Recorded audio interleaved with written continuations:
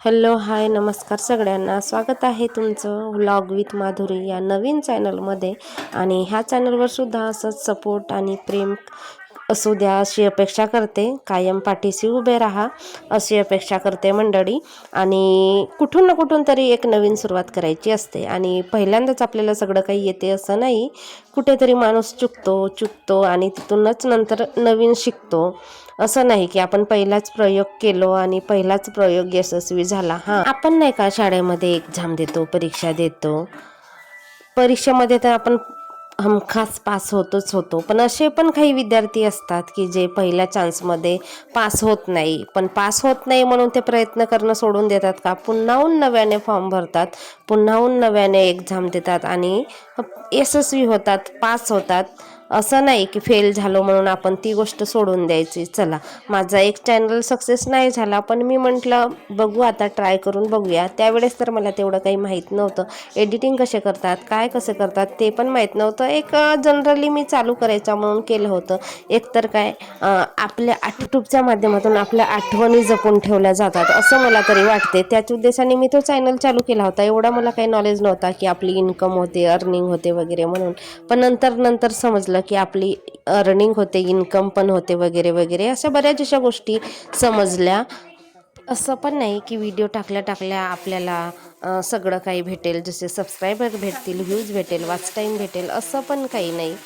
कधी लेट होतो, कधी लवकर होतो, कधी वेळ लागतो, अशा बऱ्याच अशा गोष्टी आहेत, अडथळे आहेत सक्सेसच्या माध्यमामध्ये, सक्सेसच्या मार्गामध्ये। पण त्या गोष्टीतूनच आपण शिकत जातो असं मला तरी वाटते। म्हणून एक नवीन सुरुवात करायची म्हटलं आणि केलं। यूट्यूब हे एक माध्यम हाऊसवाईफसाठी वरदानच आहे म्हटलं तरी चालते। कसं आपण घर सांभाळत, मुलांना सांभाळत अशा बाहेर पडू नाही शकत, अशा बऱ्याच अशा महिला आहेत जसं माझ्यासारखं। आता माझं एज्युकेशन आहे, सगळं काही आहे, पण आपल्या मुलाला सांभाळण्यासाठी, घर सांभाळण्यासाठी म्हणून मी घरीच राहते। आणि तर अशा लोकांसाठी यूट्यूब चांगलं इन्कमचं माध्यम आहे, पण त्यामध्ये त्याला सक्सेस भेटली पाहिजे, तेव्हाच ती गोष्ट लागू पडते। तर मंडळी, तुम्हाला माझ्या जीवनाविषयी मी काय करते दिवसभरात, माझी कोणती कामं असतात, मी कशा प्रकारे माझी लाईफस्टाईल आहे, दिवसभराची माझी कोणती कामं आहेत, मी काय बनवते, काय खाते, कुठे जाते, गावाकडचं वातावरण कसं आहे, गावाकडे आमच्या गावातली वगैरे असं ब्लॉग तुम्हाला बघायला मिळतील, आमच्या विदर्भामधलीच।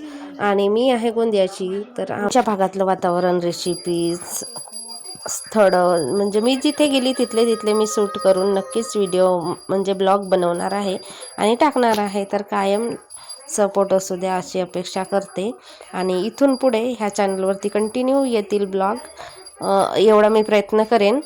ती पण चॅनलमध्ये, त्या चॅनलमध्ये पण मी टाकेन व्हिडिओ ब्लॉग, पण ह्याही चॅनलमध्ये मी कंटिन्यू कष्ट करून बघणार आहे।